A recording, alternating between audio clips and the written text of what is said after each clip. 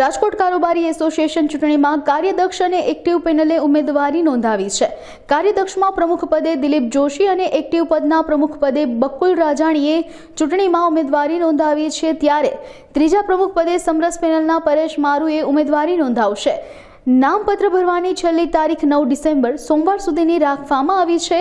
તારીખ 10ના રોજ ઉમેદવારી પત્રોની ચકાસણી બાદ પ્રથમ યાદી જાહેર કરવામાં આવશે।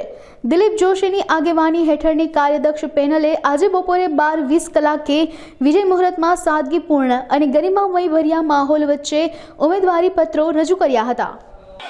હું દિલીપ એન જોશી અમારી રાજકોટ બાર એસોસિએશનની 2024-25ની વકીલોની ચૂંટણીમાં આજે મારા નેતૃત્વમાં કાર્યદક્ષ પેનલથી મેં આખી ટીમનું ફોર્મ ભરેલ છે। આ અમારા વકીલોનું પર્વ છે। ચૂંટણી રાજકોટ બાર એસોસિએશન સૌરાષ્ટ્રનું મોટું બાર છે। મેં એકલાએ જાહેરાત કરી, ત્યારબાદ મારી ટીમ સ્વયંભૂ મારી સાથે જોડાયેલી છે।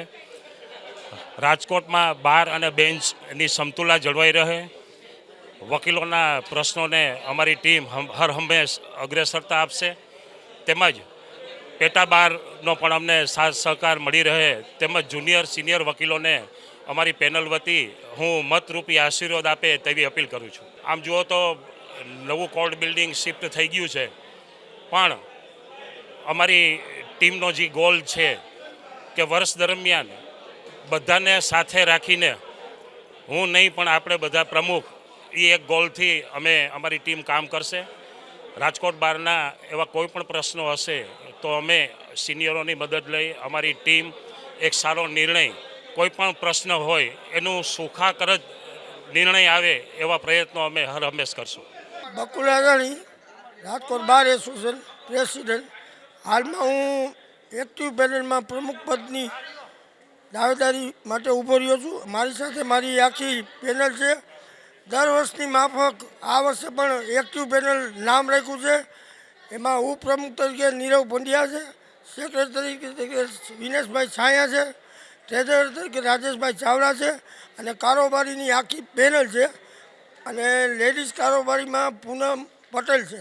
ભવિષ્યમાં આપે જોયું હશે આ બિલ્ડિંગ કે આખું વર્ષ કે જે પ્રોબ્લેમ આવ્યા તે તમામ પ્રોબ્લેમ દૂર કરીને છેલ્લે ગયા વીકમાં જે દરવાજો બંધ હતો એ પણ નામદાર ડિસ્ટ્રિક્ટ કોર્ટે ખોલાવી દીધું।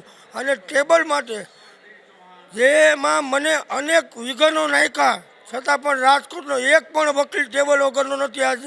આજ રાજકોટનો એક પણ ટેબલ વગરનો વકીલ નથી।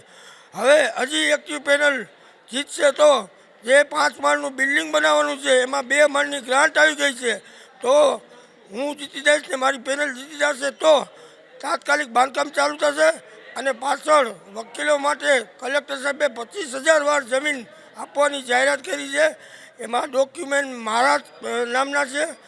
એમાં હવે માત્ર ભાવ નક્કી કરવાના છે, અને એ પણ વકીલો માટે છે, જેથી કરીને એક્ટિવ પેનલને જંગીબદ્ધ બહુમતીથી વકીલો વિજય બનાવશે એવો સંપૂર્ણ વિશ્વાસ છે। હાઈકોર્ટ લાવવા માટે એક તો ગુજરાત સરકાર પ્લસ કેન્દ્ર સરકાર અને સુપ્રીમ કોર્ટ, આ 3 જગ્યાએ મળી અને હાઈકોર્ટ લાવવાના માટે પૂરતા પ્રયાસો અમે કરીશું 100%।